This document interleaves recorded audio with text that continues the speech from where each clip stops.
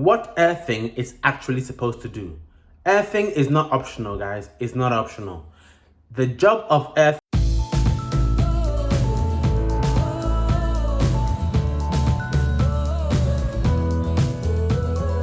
Hey guys, welcome to Asher and Gad channel, making Africa home again, one family at a time. Most homeowners think that earthing is just a metal rod in the ground. That single mistake is why some people get shocked, electrical shock in their own home. Why appliances fail mysteriously and why lightning damage can wipe out an entire electrical system. In this video, I will explain why most homes have dangerous or inadequate, let me say, earthing systems, what's being done wrong during construction, and how to know if your home is actually safe or just appears safe. What earthing is actually supposed to do. Earthing is not optional, guys. It's not optional. The job of earthing is to safely carry fault current into the ground when something goes wrong, such as the following. Number one, a live cable touching a metallic part. Insulation breakdown, or if you have a lightning or surge event. A proper earthing system protects human life, allows protective devices to operate correctly, and prevents fire and equipment damage.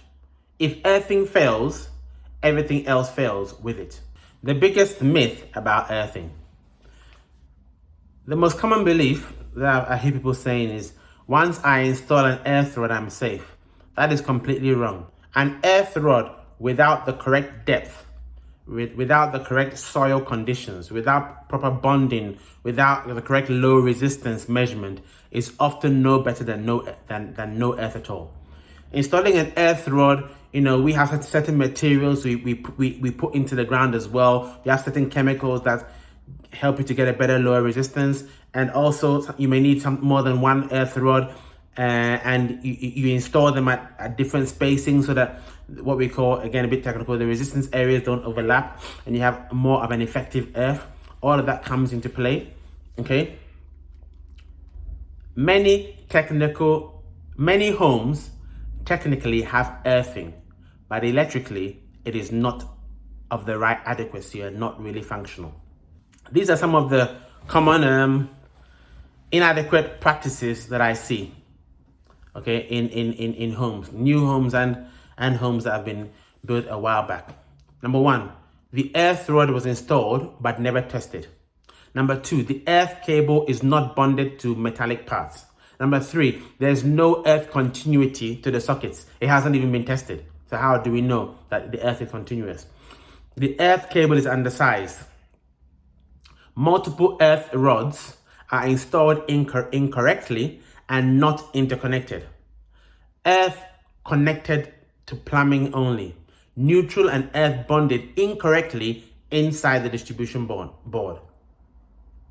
Okay, in Ghana, the Ghana earthing system is a TT system. Okay, the neutral should not be bonded to the earth inside the distribution board. That is a fatal error and can also cause your meter to read incorrectly. It can cause your meter to read too fast as well. I'll do a separate video on meter reading too fast or any meter inaccuracies, and hopefully that will cover that as well. Each one of these can either prevent the breaker from tripping, leave metal parts live, or cause fatal electric shock. Why breakers don't trip in badly or poorly earthed homes. Circuit breakers and RCDs rely on fault current returning properly. Okay, if the earthing resistance is too high, then it means the earth fault current will be too low. The breakers stay on. The metal casing stays live. Risk of electrocution, long-term electrocution, which can cause physiological problems if somebody does get electrocuted. So the homeowner assumes the system is safe until someone touches, let's say, a live piece of metalwork. This is why earthing is the foundation of electrical safety. Now, we have earthing and we have bonding. Most homes confuse this. Earthing and bonding are not the same thing. Let me explain the difference. Earthing connects your system to the ground. Yeah. Whereas bonding connects all metal parts together so that they stay at the same potential. Okay. Now, without proper bonding, you can have earth, but still receive a shock between two metal objects. Most homes skip bonding entirely. Yeah. I'll say that again. Without proper bonding, you can still have an earth connection, but you can still receive an electric shock between two metal objects if those two metal objects are not bonded together.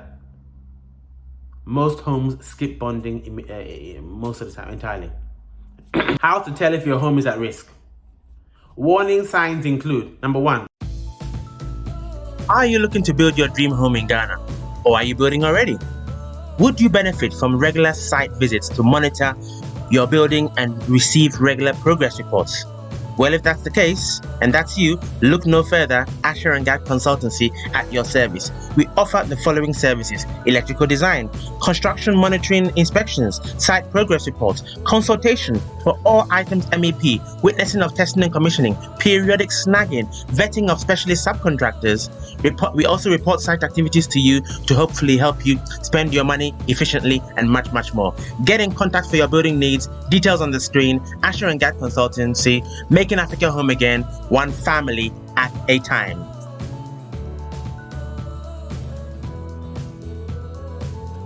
If you have frequent equipment failure, warning sign. If your generator or your solar inverter is giving you some small minor electric shocks, another sign.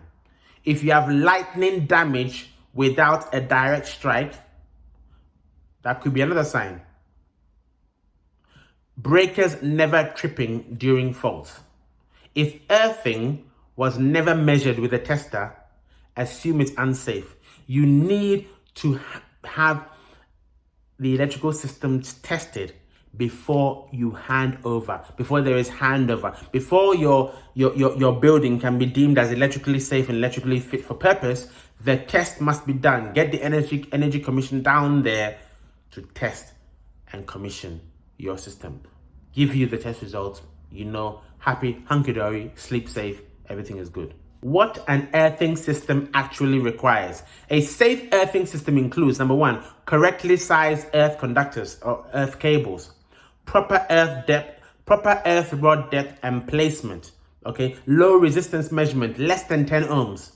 Okay, and the thing about low resistance, the resistance measurement, whoever is doing the testing for you, let them measure the resistance on a dry day. If the earth resistance is measured on a dry day and it passes, then it will also pass on a wet day, because water has a very low resistance, right? So do the test on a dry day. That's a tip. Main bonding of all metallic services. Correct separation of the neutral and earth, especially after the meter. Okay. Integration with surge protective devices. This is engineering. It is not guesswork.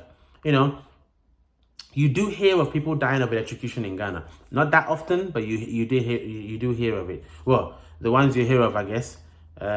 So this is important. I say this respectfully. There is law in Ghana. These issues are globally.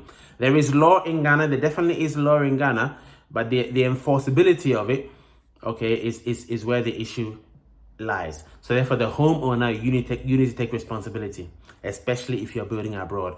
You need to be aware of what's going on at every single stage. Check. That's why we create checklists. Inspect at every stage before it's too late. Whether it's preventing nasty sewer smells from your septic tank or preventing an electric shock, stage checklist. Check this, check before you're done. Okay? Finally, guys, to end this video as a summary, poor earthing doesn't fail loudly. Okay? It fails silently until someone gets hurt or there's a fire outbreak. Okay? If you're building, buying new, or upgrading a home, earthing is not a checkbox. It's a life safety system. Get it designed, get it tested, get it right. Hope you enjoyed the video, guys. As usual, like, share, subscribe, hype the video. From Gadis Chemisia and from me, guys, Yebeshia. See you next time.